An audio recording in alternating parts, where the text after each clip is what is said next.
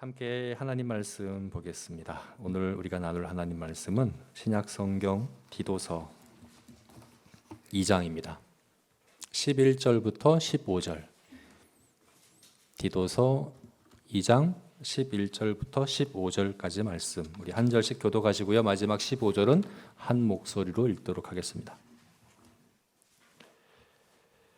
모든 사람에게 구원을 주시는 하나님의 은혜가 나타나 우리를 양육하시되 경건하지 않은 것과 이 세상 정욕을 다 버리고 신중함과 의로움과 경건함으로 이 세상에 살고 복스러운 소망과 우리의 크신 하나님 구주 예수 그리스도의 영광이 나타나심을 기다리게 하셨으니 그가 우리를 대신하여 자신을 주심은 모든 불법에서 우리를 속량하시고 우리를 깨끗하게 하사 선한 일을 열심히 하는 자기 백성이 되게 하려 하심이라. 같이 읽겠습니다. 너는 이것을 말하고 권면하며 모든 권위로 책망하여 누구에게든지 업신여김을 받지 말라. 아멘. 우리가 지난주에는 교회 성도들을 나이별로 성별을 따라서 그리고 지위를 따라서 구분했죠. 구분해서 늙은 남자, 늙은 여자, 젊은 여자, 젊은 남자, 종, 성도들을 이렇게 구분해서 각각의 성도들에게 대한 그들이 지켜야 될 덕목들을 교훈하는 내용이었습니다. 그런데 그 나이가 어떠하든지 성별이 어떠하든지 지위가 어떠하든지 재산이 어떠하든지 또 학력이 어떠하든지 형편이 어떠하든지 모든 성도가 공통적으로 추구해야 될 한 가지 덕목이 있다고 우리가 지난 말씀에서 확인했죠. 그죠? 모든 성도들에게 공통적으로 권면하고 있는 한 가지 덕목. 그게 뭡니까? 신중함이었죠. 신중하라. 신중해야 한다 하는 것이었습니다. 그런데 사실 우리 한글 개역 개정 성경에 신중함이라고 번역된 이 단어가 좀 그 원래 의미를 전달하기는 조금 부족한 것 같아요. 원래 이 신중함 이건 한자어인데 신자는 이제 삼가할 신, 중은 무거울 중. 그래서 이 말 뜻은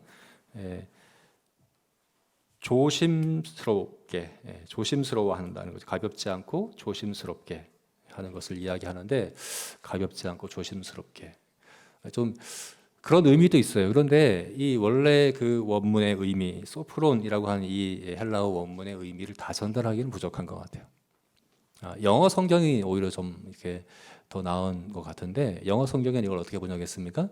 self-controlled라고 번역되어 있습니다. self-control. 우리 잘 아는 단어잖아요, 그죠? self-controlled. 우리말로 번역하자면 자제력, 자기 통제력 이렇게 되는데 다른 한글 성경에는 그렇게 자제력 혹은 절제 이렇게 번역하게 됐어요. 이 성경을 이 단어를 그렇게 번역하게 됐습니다. 제가 생각할 때는 그 단어가 조금 더 이제 원문에 맞을 것 같아요. 자제력, 자기 통제력. 잠언 25장 28절에 이런 말씀이 있죠. 자기 마음을 제어하지 않는 자는 성읍이 무너지고 성벽이 없는 것 같으니라. 자기 마음을 제어하지 않는 자, 자기 통제력, 셀프 컨트롤을 하지 않는 사람은 어떤 사람이라고요? 성읍이 무너지고 성벽이 없는 것과 같으니라. 여러분, 성벽이 없다는 것은 고대 세계에서 성벽이 없다는 것은 그 도시의 모든 기능을 아무것도 할 수 없다는 그런 의미입니다. 느헤미야서를 보게 되면 느헤미야가 바벨론의 술 간원장이었죠. 그런데 예루살렘의 소식을 듣게 돼요. 예루살렘의 상황을 듣게 되는데 어떤 소식이었습니까? 성벽이 무너졌다 하는 걸 듣게 됩니다. 성벽이 무너졌다 하는 걸 듣고 수일 동안 울며 금식하며 하나님께 기도하는, 너무 마음이 아파서. 왜 그렇습니까? 성벽이 무너지면, 한번 우크라이나를 한번 생각해 보세요. 안보가 무너지면, 안전이 보장되지 않으면 삶의 모든 게 다 멈춰버리는, 아무것도 할 수 없다는 것을 의미하기 때문에 그렇습니다. 그래서 느헤미야가 바벨론 왕에게 구해서 예루살렘으로 파송을 받게 되죠. 성벽을 쌓으러 파송을 받게 되어 가서 성벽을 53일 만에 이렇게 세우게 됩니다. 그렇게 성벽을 세우고 나니까 어떤 일이 일어납니까? 시장이 생겨납니다. 상인들이 오기 시작하고 시장이 시작됩니다. 뿐만 아니라 재판이 이루어집니다. 옳고 그름을 판단하는 정의, 사회 정의가 세워집니다. 사회 질서가, 가정의 결혼과 가정과 교육과 사회의 모든 그런 기능들이 조금씩 회복되고 세워지는 것. 이거 어떻게 된 성벽이 세워질 때 그러하다는 거죠, 그죠? 성벽이 무너지면 아무것도 제 기능을 하지 못하는 것을 의미합니다. 자기 자신을 다스리지 않는, 제어하지 않는, 자제하지 않는 사람은 성벽이 무너진 것과 같다.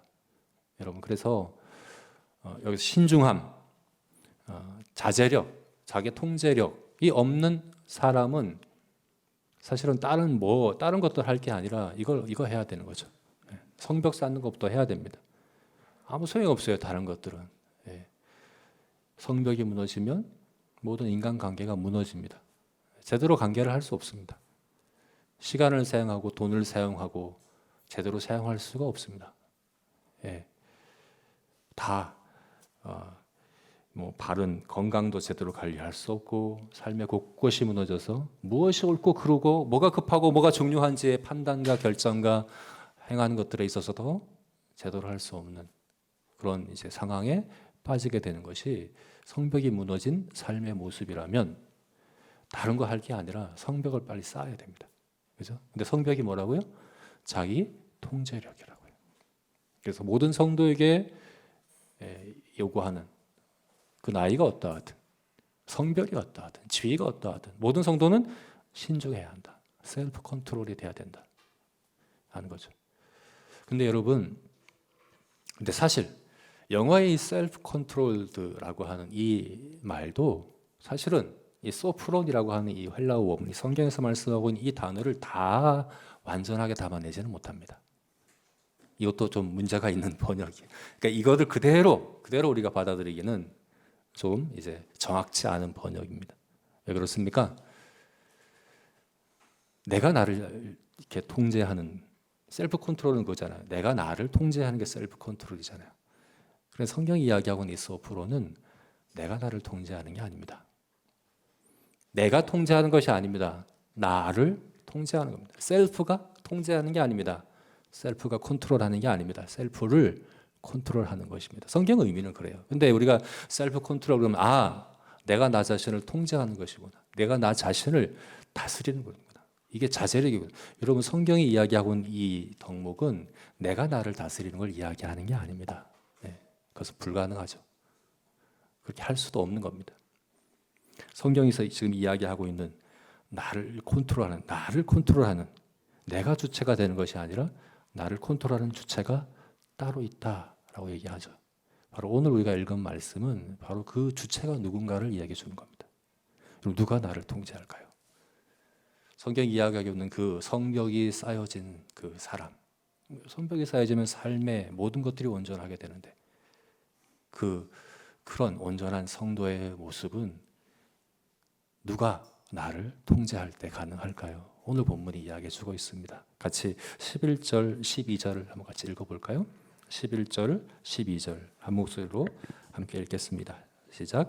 모든 사람에게 구원을 주시는 하나님의 은혜가 나타나 우리를 양육하시되 경건하지 않은 것과 이 세상 정욕을 다 버리고 신중함과 의로움과 경건함으로 이 세상을 살고 모든 사람에게 구원을 주시는 하나님의 은혜가 나타나. 하나님의 은혜가 나타났다. 근데 이 하나님의 은혜는 어떤 은혜입니까? 모든 사람에게 구원을 주시는. 여기서 여러분, 모든 사람이란 정말 세상 모든 사람을 이야기하는 건 아니겠죠? 우리가 성경의 가르침을 예수님 보면 마지막 날 양과 염소를 나누고 또 영생을 얻을 자와 멸망에 처할 자들이 분명히 구분된다고 말씀하셨고, 오히려 그날에 많은 사람들이 넓은 문, 넓은 길로 가서 멸망에 이르게 된다고 말씀하셨는데 모든 사람이 구원을 얻는다는 말이 아니겠죠, 그죠? 여기서 모든 사람이라는 말은 모든 종류의 사람들을 얘기합니다. 앞에서 얘기했던 늙은 사람이든 늙은 여자든 젊은 여자든 젊은 남자든 종이든 앞에서 그렇게 성도들을 각 그 형편에 따라서 분류했잖아요. 그가 헬라인이든 유대인이든 그가 종이든 자유자든 그가 남자이든 여자이든 누구나 모든 형편의 사람들을 어떻게 구원한다고요? 하나님의 은혜로 구원하신다. 여러분, 하나님의 은혜가 그런 거죠. 하나님의 은혜로 구원받는다는 것은 우리 편에서는, 내 편에서의 어떤 이유와 조건이 없다는 거예요. 이건 값없이, 조건 없이 구원하신다는 거예요. 내가 남자이기 때문에, 내가 나이가 많기 때문에, 내가 재산이 많기 때문에, 내가 성품이 좋기, 이런 조건이 아니라 모든 조건의 사람들, 그들의 조건과 그들의 형편에 상관없이 값없이 무조건적으로 그 은혜로 구원하신다는 게 바로 은혜로 구원하신다 하는 의미이죠. 그 하나님의 은혜로 모든 사람이 구원을 받는다. 근데 여러분, 이 은혜가 12절을 보면 어떻게 한다고요? 우리를 양육하시되, 우리를 양육한다 얘기합니다. 여러분, 하나님의 은혜는 우리를 조건 없이 값없이 구원하십니다. 그러나 우리가 오해하면 안 되는 게 있어요.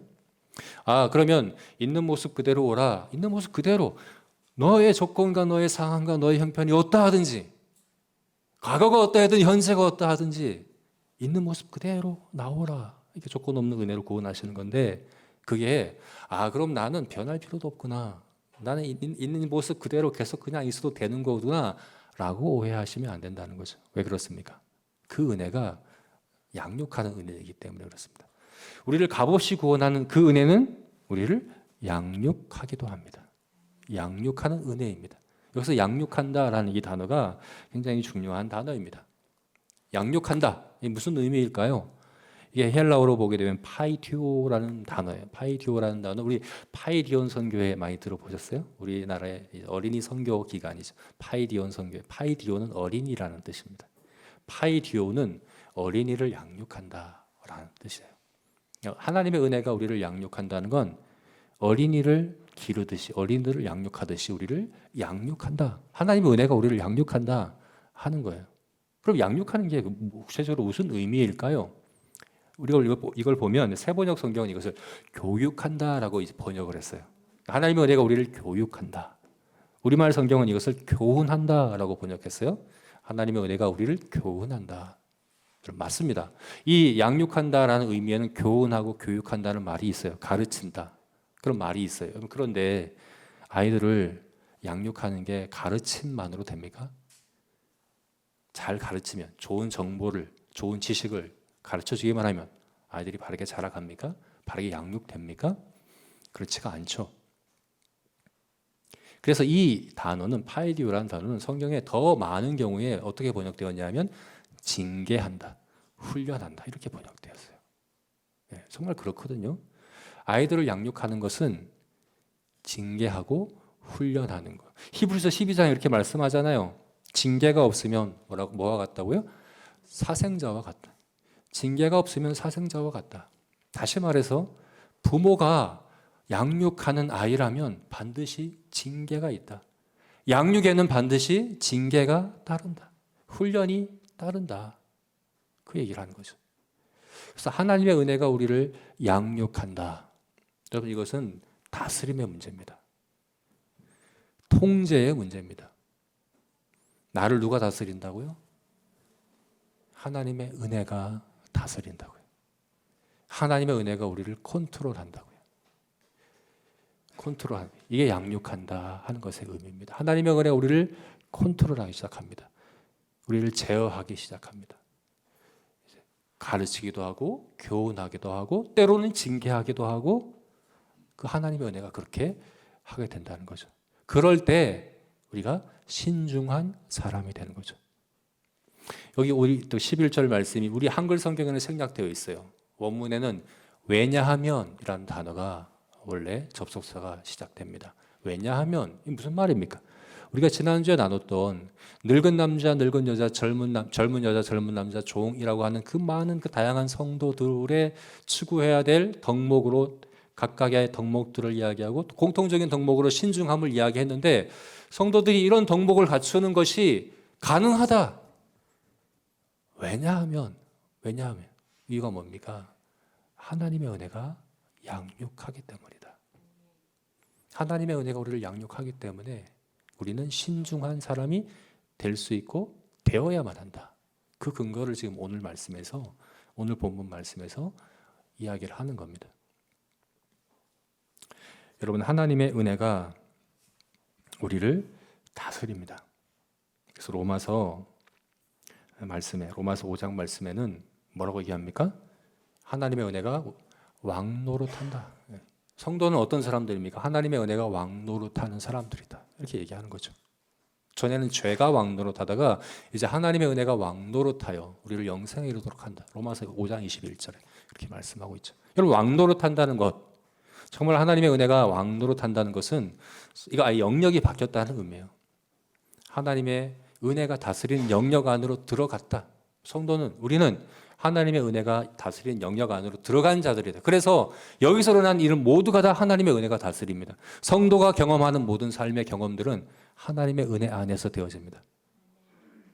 그래서 로마서에서 뭐라고 얘기합니까? 모든 것이 합력하여 선을 이룬다. 그 모든 것에 어떤 것이 포함됩니까?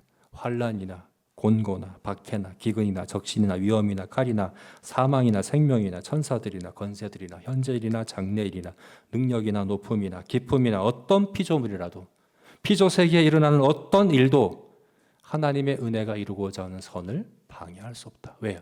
하나님의 은혜가 왕노릇하기 때문에. 하나님의 은혜가 왕노릇하기 때문에.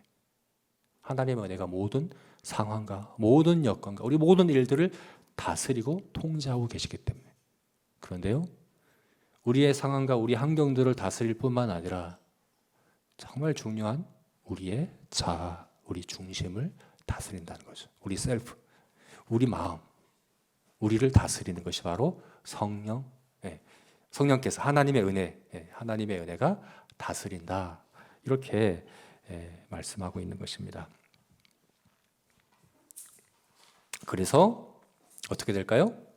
그래서 결국은 14절을 보게 되면 14절 한번 읽어볼까요? 우리를 양육해서 어떻게 되는가? 14절을 함께 읽어보겠습니다. 시작. 그가 우리를 대신하여 자신을 주심 모든 불법에서 우리를 속량하시고 우리를 깨끗하게 하사 선한 일을 열심히 하는 자기 백성이 되게 하려. 선한 일을 열심히 하는 자기 백성이 되게 만드실 거다. 하나님의 은혜가 우리를 양육해서 결국에는 자기 백성이 되게 하시고, 이 자기 백성이라는 말이 우리 개역 개정이 아니라 이전 성경인 개역 성경에는 이걸 친백성이라고 번역했습니다. 선한 일을 열심히 하는 친백성. 친백성이 무슨 의미입니까? 여러분, 우리가 자주 쓰는 표현이잖아요. 친아들, 친어머니, 친형제, 친동생. 무슨 의미입니까? 특별한 관계라는 것을 의미하는 거죠. 하나님의 특별한 관계의 백성이 되게 하시겠다. 어떤 특별한 관계입니까? 성경을 전체를 꿰뚫고 있는 하나님의 언약이죠. 내가 너희 하나님이 되고 너희는 내 백성이 될 거다. 하나님이 언약하셨어요. 거듭 언약하셨어요. 너희는 내 백성이 되고 나는 너희 하나님이 되겠다. 언약하셨어요. 그리고 이 언약에 근거하여 하나님 우리를 사랑하십니다. 그래서 이것을 히브리어로 헤세드라는 단어예요. 우리가 이 단어는 좀 히브리어지만 좀 알아두면 좋은 단어. 헤세드라는 이거는 우리말로 번역할 말이 없어요. 우리 한글 한글로 번역할 마땅한 단어가 없어요. 그래서 이 단어를 어디에서는 하나님의 인자하심으로, 어디서 하나님의 사랑으로, 하나님의 인애로 여러 단어로 번역하는데 그 어느 것도 정확히 그 의미를 전달해주지 못합니다. 그래서 가장 비슷한 개념을 우리가 어떻게 얘기합니까? 아기를 품에 안고 있는 엄마의 마음이라고 이야기하죠. 자기 자녀에 대한 엄마의 마음입니다. 자기 자녀에 대한 엄마의 마음은 언제나 자녀에게 좋게 따뜻하게만 대하지는 않습니다. 따뜻하게 대하고 품어주기도 하지만 때로는 엄하게, 냉정하게, 호되게 징계하기도 하는 것이 엄마죠. 근데 그 모습이 다르다고 해서 그 마음이 달라지는 게 아니죠. 따뜻하게 대할 때나 징계할 때나 동일한 마음입니다. 그 마음이 헤세드, 하나님의 우리를 향한 언약 백성을 향한 마음이다. 이게 바로 하나님의 은혜입니다. 이 하나님의 은혜로 우리를 양육하신다. 그래서 친백성. 근데 어떤 친백성입니까? 선한 일을 열심히 하는 친백성이 되게 하신다. 여기 열심히 한다라는 이 단어가요, 우리가 성경에 나오는 단어 중에서는 열심당원이라는 말이 있어요. 열심당원. 열심당원이 어떤 사람들입니까? 당시 이스라엘은 로마의 지배하에 있었죠. 이스라엘 백성 누구나 로마로부터 독립되기를 원했죠. 당연한 거 아니겠습니까? 우리가 과거 일제 치하, 일제 강점기 때 물론 뭐 일본의 통치를 이용하고 좋아했던 사람도 있었겠지만 대부분의 사람들은 다 원했죠. 독립되기를 원했죠, 그죠? 그러나 그냥 원하는 정도가 아니라 자기 모든 삶을 걸고 자기 생명을 걸고 자기 모든 소유를 걸고 자기 인생을 걸고 독립을 위해 싸우는 사람들이 독립운동가, 독립투사들이었다면 바로 이 열심당원들이 당시에 이스라엘 백성의 독립운동가들이었어요. 그냥 원하는 것 정도가 아닙니다. 자기 모든 걸 걸고 자기 모든 걸 다해서 열렬히 추구하는 사람들. 하나님의 백성은 선한 일에 열심당원들이라는 겁니다. 그냥 원하는 정도가 아닙니다. 열렬히 추구합니다. 모든 걸 걸고 그 길을 해내는 사람들. 그게 바로 하나님의 백성. 하나님이 친백성이다라고 말씀하시니까 하나님 백성이거든요. 우리가 그래야 하고 그럴 수 있다는 겁니다. 어떻게 해요? 하나님의 은혜가 양육하기 때문에.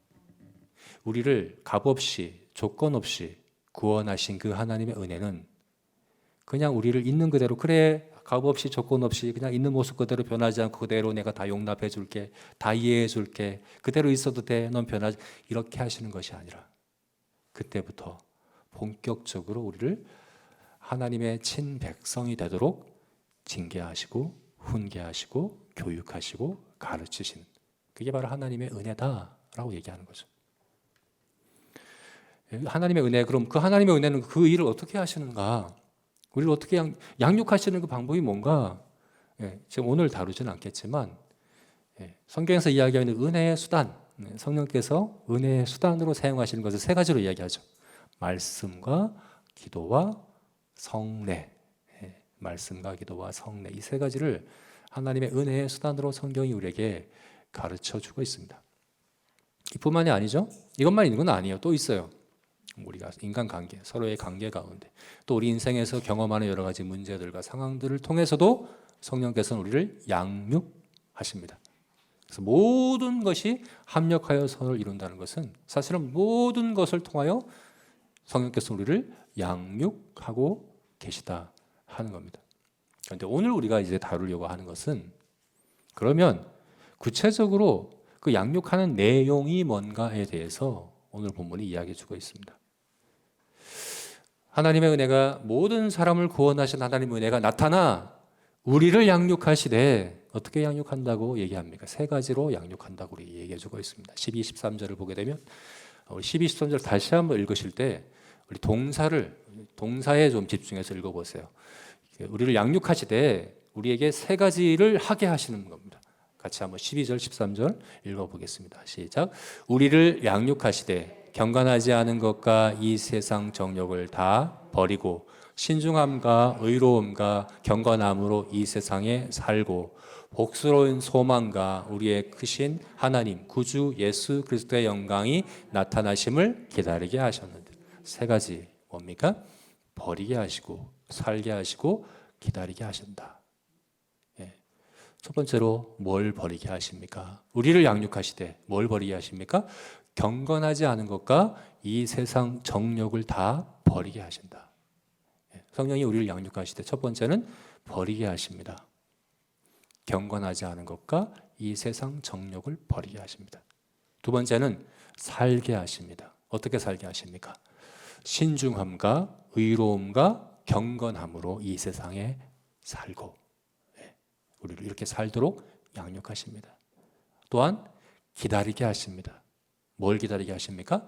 복스러운 소망과 우리의 크신 하나님 구주 예수 그리스도의 영광이 나타나심을 기다리게 하시고, 그러니까 성령의 우리를 향한 양육은 세 가지 내용인 거죠. 버리게 하시고, 살게 하시고, 기다리게 하시고. 그러니까 이것을 또한 과거, 현재, 미래로도 구분해 볼 수 있습니다. 버리게 하시는 것은 과거에 해당하는 거죠. 경건하지 않은 것과 이 세상 정욕을 다 버리고, 물론 이것이 현재의 일이기도 합니다. 우리 안에 여전히 죄의 습관, 죄의 본성이 남아있기 때문에 성도는 천국 가기, 주님 재림하시는 그날까지 끊임없이 죄와 싸우고 끊임없이 우리 안에 있는 죄의 본성, 죄의 습관들을 못 박아 죽이는 그 일을, 성화의 과정을 거쳐야 되기 때문에 이것이 현재 일이기도 하지만, 그러나 이것이 가능하기 위해서는 이것이 하나님 앞에서, 그리고 객관적으로 법적으로는 이미 우리의 주인이 죄가 아니라 성령 하나님이신, 하나님의 은혜가 우리의 주인인 그런 우리들로 바뀌어졌다는, 이미 과거에 그렇게 바뀌어졌다는 이 과거의 사실을 우리가 기억하는 것이 중요합니다. 그래서 버리게 하시고, 이것은 과거의 것에 우리가 비중이 있는 것이라고 본다면, 살고, 이것은 현재죠. 그래서 우리가 어떻게 현재를 살아갑니까? 신중함과, 앞에서 얘기했던 신중함, 그리고 의로움, 경건함으로 이 세상을, 지금 이 세상을 우리가 이렇게 살아가도록 양육하고, 그 미래는 어떻습니까? 복스러운 소망과 우리의 크신 하나님 구주 예수 그리스도의 영광이 나타나심을 기다리게 하시고, 마라나타, 주여 속히 오시옵소서. 기다림에 우리가 기도죠, 그죠? 성경의 마지막 말씀이잖아요. 그런 기다림으로 살게 하시는, 이 세 가지가 성령이 우리를 양육하시는 내용으로 오늘 본문이 이야기해 주고 있습니다. 저는 오늘 이 세 가지에 대해서 다 다루려다가 설교가 너무 길어지더라고요. 제가 요즘 설교가 좀 길어지는 경향이 있는 것 같아서 잘랐습니다. 오늘은 첫 번째, 버리게 하시고까지만 다루려고 합니다. 성령께서 우리를 양육하시되 버리게 하시는 것, 그리고 다음 주에는 살고 또 기다리게 하신 것에 대해서 다시 보겠습니다. 자, 버리라. 여러분, 버리라. 영어 성경은 이걸 어떻게 번역했냐면 say no라고 해요. 거절하라, 거부하라, 이렇게 번역을 했는데, 사실은 저는 그 번역이 또 정확한 번역이 아닌 것 같아요. 버리는 것과 거부하는 건 다르죠. 어떻게 다를까요? 거부하는 건 밖에 있는 거예요. 그죠? 내 안에 들어오지 못하도록 거부하는. 근데 이건 버리라는 거예요. 내 안에 있는 거예요. 우리 안에 있는 거예요. 내 안에 이미 있는 것을 버리라는 거예요. 우리 안에 어떤 것이 있습니까? 두 가지 버려야 할 것이 뭡니까? 경건하지 않은 것과 이 세상 정욕이 우리 안에 있다는 거죠. 이걸 버려라. 버리도록 성령께서 우리를 양육하시고 징계하시고 훈계하신다, 이렇게 말씀하는 겁니다. 먼저 경건하지 않은 것이 뭘까요? 그렇다면 첫 번째 버려야 될 것, 경건하지 않은 것. 경건하지 않은 것이란 무엇인가? 경건하지 않은 것의 의미를 잘 알려면 경건이란 무엇인가를 생각하면 돼요. 경건의 반대말이잖아요, 그죠? 이 경건하지 않은 것, 헬라어로 아세베이아라는 단어인데 경건은 유세베이아예요. 아라고 하는 헬라어의 부정어, 접두어가 딱 붙어 있는 거죠. 반대의 말이에요, 반대말. 경건의 반대말이에요. 그럼 경건이 뭐냐? 그럼 경건이 뭡니까? 경건은 우리가 디도서 말씀을 앞에서 첫 번째 설교할 때 제가 경건에 대해서 이야기했습니다. 바울이 디도에게 편지를 보내며 그 서론 첫 인사에 자신의 사명, 자신의 세 가지 사명에 대해서 이야기했어요. 사명의 그 목적이 뭐냐? 내가 이 사역의 사명의 목적이 뭐냐 할 때 그 중에 한 가지가 뭐였습니까? 경건에 속한 진리의 지식을 가르치고 전하는 것이다. 경건에 속한 진리의 지식. 이때 경건, 이 경건이란 뭡니까? 하나님을 경외하며 살아가는 삶의 태도입니다. 하나님 앞에서 살아가는 삶의 태도입니다. 어디서 무엇을 하든 하나님 앞에서 하나님을 존중하며 하나님을 두려워하며 하나님을 인정하며 그렇게 살아가는 삶의 태도, 이게 바로 경건이에요. 그래서 제가 영성이라는 말과 좀 비교했었죠. 오늘날 현대교회에서 영성이란 말을 경건이란 말보다 더 많이 사용합니다. 경건 생활보다 영성 생활, 경건 훈련보다 영성 훈련, 이런 단어를 쓰는데 영성이라는 단어는 성경에 나오는 단어가 아니에요. 그리고 기독교가 아니라 다른 모든 종교에서도 사용하는 단어입니다. 특히 영성이란 단어는 초점이 나에게 있어요.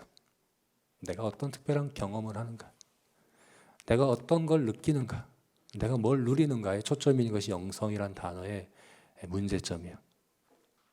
제가 그 말을 쓰는 게 다 잘못됐다는 얘기는 아닙니다. 그 말을 하면서도 정말 하나님께 초점을 두고 사용하시는 분들이 분명히 있을 거예요. 그러나 우리는 그 말보다는 특히나 이 목회서신 디도서와 디모데 전후서에 특히나 많이 나오고 있는 이 한 가지 단어 경건이라는 것에 더 우리가 더 사용하고 그것을 더 이해하는 게 더 필요하다는 거죠. 경건이라는 것은 나에게 초점이 아니라 하나님께 초점이 있는 단어입니다. 내가 뭘 느끼고 내가 뭘 행복하게 경험하는 게 아니라 하나님이 뭘 기뻐하시느냐에 초점이 있는 것이 경건입니다. 이 일을 하면 내가 어떤 경험을 할까가 아니라 이 일을 하면 하나님이 어떻게 기뻐하실까에 초점을 두는 단어가 바로 경건입니다. 그래서 경건, 이것의 반대가 뭐라고요? 경건하지 않은 것.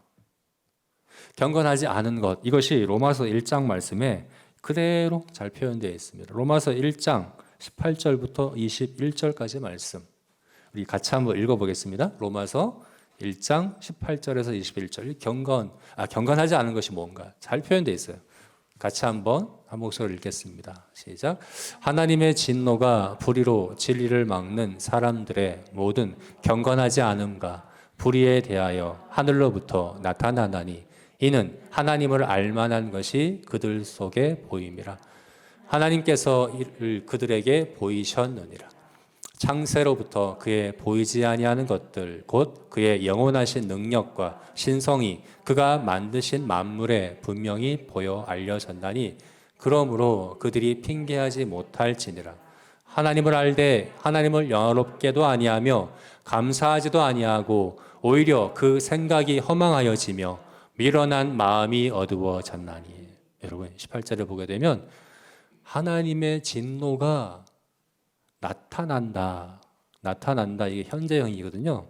현재형이라는 것은 지금도 계속해서 나타나고 있다는 겁니다.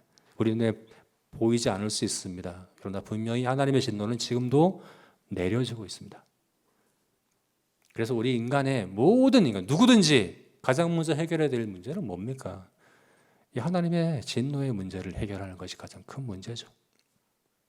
하나님의 진노가 나타나고 있는데 어디에, 누구를, 뭐에 대하여 나타나고 있습니까? 경건하지 않음과 불의에 대하여. 사람들의 모든 경건하지 않음과 불의에 대하여 하나님의 진노가 지금도 내려지고 있다. 라고 합니다. 그러면 이 경건하지 않음, 특별히 이 경건하지 않음이 뭔가에 대해서 이제 이어집니다. 19절에 이는 왜냐하면이거든요.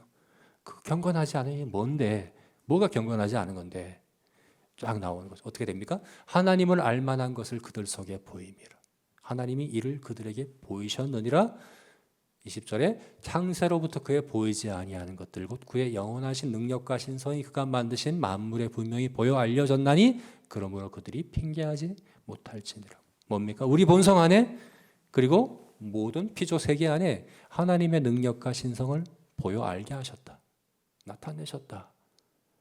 그래서 우리 본성을 우리 마음을 우리 중심을 깊이 들여다보면 그리고 이 창조 세계를 정말 진지하게 객관적으로 깊이 고민하고 들여다보면 하나님의 능력과 신성이 보일 수밖에 없다. 보인다. 분명히 보였다. 알려주셨다. 이렇게 말씀하는 거죠. 제가 이제 오늘 재훈 형제가 왔는데 재훈 형제하고 요즘 이제 지난주에 저걸 봤어요. EBS의 빛의 물리학이라는 다큐멘터리가 있는데 그걸 함께 봤는데 그거 보면 빛이 굉장히 물리학자들이 빛을 볼 때 아주 특수한 물질인 거예요. 정말 특별한 거예요. 그 특별함에 대해서 다뤘어요. 물리학자들이 얘기하는 건데 여러분 아인슈타인의 상대성 이론 아시죠? 그죠? 들어보셨잖아요. 네. 특수 상대성 이론이라고 있죠. 아인슈타인의 특수 상대성 이론. 26살에 논문을 발표했다고 그래요. 대단하죠. 특수 상대성 이론이라는 게 뭐냐? 모든 것이 상대적인데 예를 들어서 어떤 달리는 차의 속도가 가만히 서서 볼 때와 마주 보면서 볼 때와 같이 달려가면서 볼 때가 다르잖아요. 그죠? 그러니까 모든 것의 속도는 다 상대적이에요. 모든 게 다 상대적이에요. 근데 이 세상에 절대적인 게 있다는 거예요. 항상 어느 상황, 어느 조건, 어느 여건에서도 항상 동일한 절대 상수가 존재한다. 이게 바로 특수상대성 이론이에요. 그 절대 상수가 뭐냐? 빛의 속도라는 겁니다. 빛의 속도는 변하지 않습니다. 30만 킬로미터 시속 30만 킬로미터로 빛은 항상 일정하다. 이게 물리학자들이 밝혀낸 거예요. 아인슈타인이 이것으로 노벨상을 받은 밝혀낸 거예요. 근데 이것만이 아니에요. 빛을 가만히 연구해 보면 빛은 굉장히 특별해요. 빛은 절대적이죠. 그죠? 모든 것이 상대적인 세상에서 절대적인 것이 빛이고, 빛은 또 물질과 비물질의 속성을 다 갖고 있어요. 물질이기도 하고 비물질이기도 하고, 눈에 보이는 것이기도 하고 보이지 않는 것이기도 하고, 또 무한하기도 하고, 빛은 무한하거든요. 또 편재하기도 하고. 그래서 빛을 가만히 보면 정말 신기한 거죠. 그죠? 제가 이렇게만 알아도 신기한데 물리학자들이 보면 얼마나 신기하겠습니까? 빛의 성질을 다 안다고 그러면. 그죠? 정말 신비로운 거죠. 말로 설명이 안 되는 거죠. 그래서 예수님께서 나는 세상의 빛이라, 참 하나님이시여 참 사람으로 이 땅에 오신 주님께서 내가 세상의 빛이다. 나는 절대적인 존재이며 무한하고 또 편재하며, 그러면서 동일하게 너희들이 손으로 만질 수 있고 볼 수 있고 경험할 수 있는 사람의 몸을 입고 온 사람이다. 참 사람이다 라고 하신 예수님이 자신을 빛에 비유하신 것이 너무 놀랍지 않습니까? 깊이 고민하고 들여다보면 하나님을 알만한 것이 온 세상에 충만하다는 거예요. 사실은 믿음이 없는 것은 고민을 안 해서 그래요. 고민하면 믿게 되어 있습니다. 어떤 사람들은 그래요. 저 사람들은 고민도 안 하고 생각도 안 하고 지식도 부족해서 믿는 거지, 요즘 누가 이 과학이 발달한 시대에 믿음을 가져? 사실은 그렇지 않아요. 믿음 없는 분들은 사실 고민을 안 해요. 많이 경험해 봤어요. 전 철학가 교수님이래요. 같이 만났어요. 근데 대화를 하다가 그분이 그렇게 얘기를 하는 거예요. 인생의 목적이 뭘까요? 그래서 물어봤습니다. 정말 인생의 목적이 있다고 믿으세요? 이분은 불신자였거든요. 믿지 않는, 믿음이 없는 무신론자였어요. 정말 인생의 목적이 있다고 믿으세요? 있죠. 그래서 그러면 인생의 목적이 있으면 우리는 그러면 만들어진 존재가 아니겠습니까? 여러분, 만들어진 존재는 목적이 있어요. 이걸 만들었으면 목적이 있어서 만들었어요. 이것도 만들어졌으면 목적이 있어요. 그냥 우연히 있는 것은 목적이 없어요. 목적이 있다는 것은 만들어졌다는 거예요. 사실은 믿지 않는 분들 중에 인생의 목적을 고민하면서 사는 사람이 얼마나 있겠습니까? 그렇죠? 무신론자, 많이 알고 많이 고민하고 내가 많은 지식이 있어서 나는 믿음이 없다고 얘기하지만 사실은 고민하지 않고 살아가요. 어떻게 우리가 어느 한순간에 마트에 다녀와라 그래도 목적 없이 가는 걸 싫어하는데, 제가 오늘 한 시간만 저 보내주세요. 왜요? 무슨 목적으로? 아무 이유 없이요. 그럼 싫잖아요. 그 한 시간도 목적 없이 있는 거를 못 견뎌하면서 어떻게 인생을 목적 없이 살아갑니까? 목적을 고민하지 않고 살아갑니다. 하나님을 부정하고 부인할 때 가장 큰 문제는 목적이 없는 것이거든요. 우리가 진화된 존재에 무슨 목적이 있습니까? 우연히 된 존재인데. 그래서 깊이 고민하면, 들여다보면 하나님의 영광과 신성이, 능력이 온 세상에, 우리 본성 안에, 인간의 본성 안에 분명히 보여 알려졌다는 거예요. 그런데 어떻게 한다고요? 마음에 하나님 두기를 싫어한다. 하나님을 부정하는 거죠. 하나님을 인정하지 않는, 죄는 하나님이 창조한 세상에 살면서 하나님을 거부하고 부정하는 겁니다. 그게 바로 죄. 이게 경건하지 않음이라고 하는 것이 바로 이걸 얘기해 주는 겁니다. 여러분, 이것이 얼마나 어리석은 것입니까? 여러분, 우리는 인생에 정말 지옥 같은 삶이야, 이런 표현을 하는 경우를 보게 되는데, 사실은 정말 지옥을 경험해 본 사람은 아무도 없어요. 왜 그렇습니까? 다 하나님의 은혜 아래 있기 때문에 그래요. 이 세상에 살고 있으면 누구나 하나님의 은혜 아래 있어요. 누구나 하나님의 은혜를 경험하고 있어요. 지옥은 하나님의 은혜가 없는 곳이에요. 바깥 어두운 곳, 하나님의 은혜가 더 이상 없는 곳, 그것이 지옥이에요. 근데 경건하지 않음은 하나님의 은혜 아래 살면서 하나님의 은혜는 좋다고 누리면서 더 많이 누리기를 원하면서, 사실은 하나님의 은혜인데 하나님 없다고 부정하면서 살아가는 것이 경건하지 않음이고, 그런 사람에게 하나님께서 결국 심판하시는 것은 내어버려 두시는 것인데, 그래, 하나님 은혜 없는 곳에 영원히 있어봐가 지옥이라는 거죠. 이게 얼마나 두려운 겁니까? 하나님 은혜 아래 살아가면서 하나님의 은혜를 부인하는 게 얼마나 두려운 일입니까? 그게 경건하지 않음입니다. 아까 로마서 1장을 보게 되면, 로마서 1장 한번 읽어보세요. 그렇게 얘기하는 거예요. 마음에 하나님 두기를 싫어하고 하나님을 영화롭게 하기 싫어하는 그 사람들을 하나님이 내어버려 두사. 여러분, 그래서 그 이후에 21가지 죄가 제 목록에 나와요. 불의, 추악, 탐욕, 시기, 살인, 분쟁, 교만, 21가지가 쭉 나열되는데, 우리가 알고 있는 이게 죄지라고 생각하는 그것은 사실 죄가 아니에요. 그것은 죄의 증상일 뿐이에요. 죄는 하나님을 부정하는 거예요. 죄는 경건하지 않은 거예요. 하나님의 은혜 가운데 살면서 하나님을 부인하고 거부하고 살아가는 그게 죄예요. 그 경건하지 않음이에요. 그러니까 이런 여러 가지 죄의 증상들이 나타난다. 이게 바로 성경의 가르침이라는 것입니다. 여러분, 이것이 바로 우리가 버려야 할 것이다. 성령은 이것을 버리라 라고 우리에게 가르치고 교훈하고 징계하고 훈련합니다. 하나님의 은혜를 부정하고 하나님을 거부하고 살아가는 그 경건하지 않음, 그건 정말 하나님의 진노가 지금도 내려지고 있고 앞으로 최종적으로 하나님의 진노가 내려질 그 하나님의 진노와 심판을 자초하는 길이기 때문에 경건하지 않음이란 우리 안에 있을 수 없는 일입니다. 버려야 하는 길입니다. 버려야 하는 것이죠. 그죠?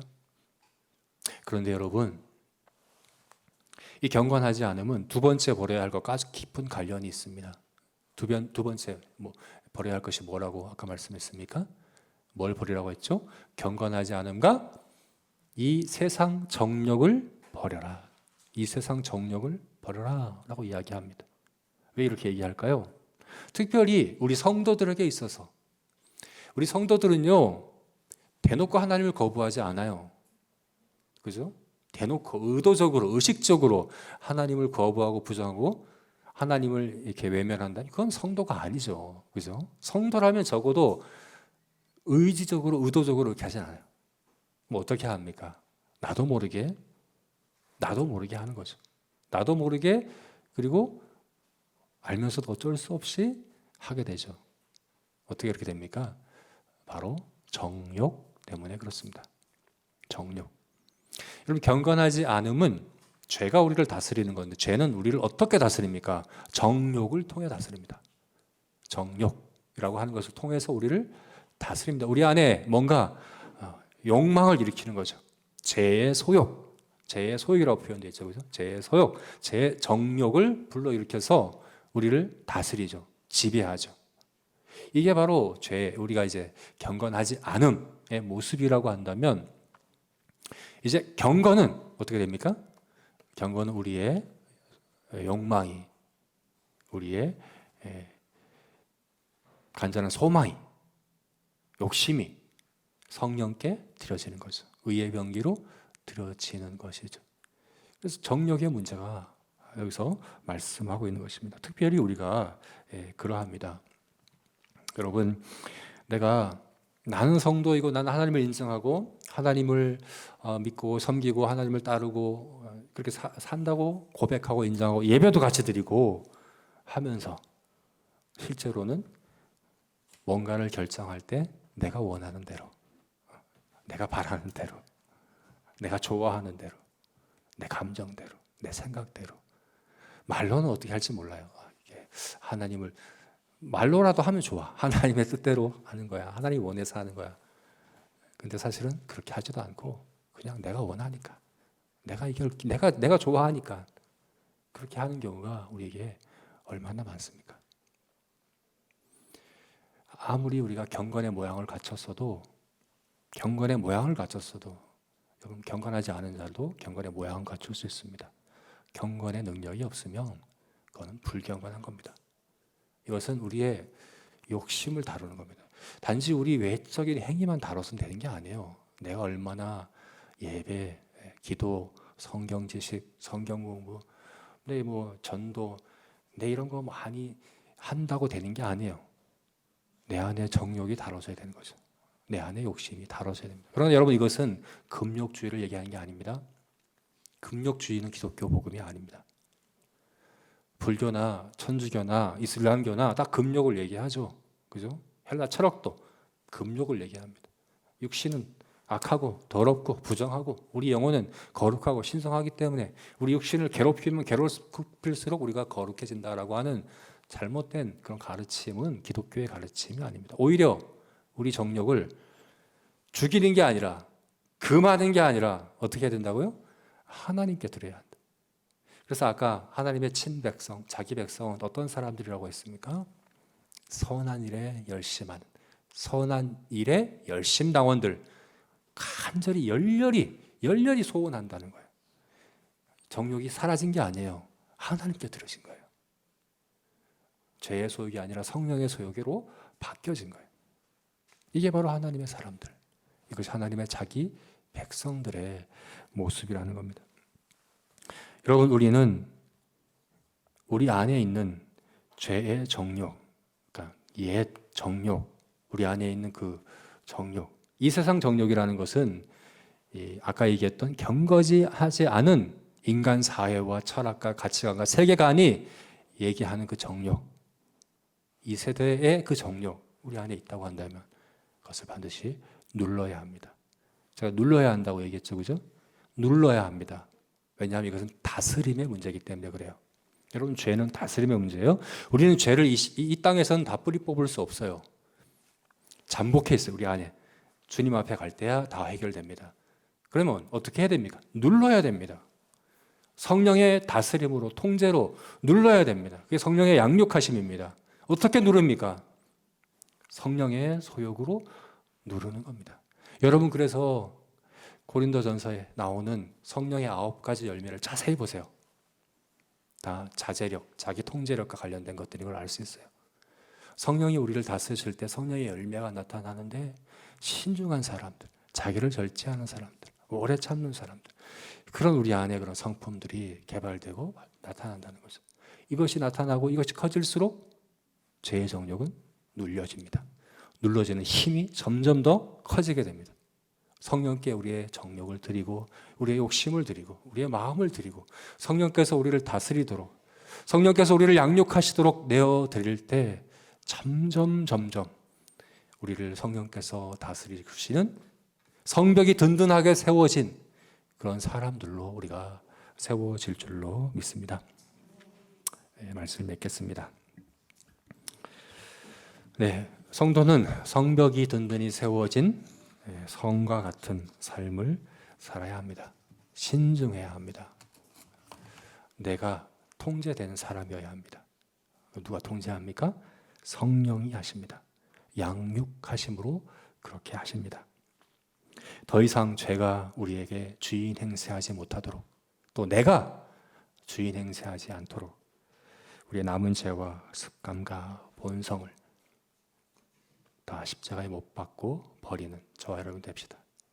특히 경건하지 않은 것, 하나님을 부정하고 부인하며 하나님 없는 듯 살아가는 것, 내 원하는 대로, 내 소욕대로 마음대로 하기 원하는 것, 이 2가지를 성령께서 가르치시고 또 깨닫게 하시고 징계하시고 훈련하실 때에 순종함으로 하나님의 친 백성답게 날로 변화되어 가는 저와 여러분 되시기를 주님의 이름으로 축원합니다. 우리 같이 기도하시겠습니다.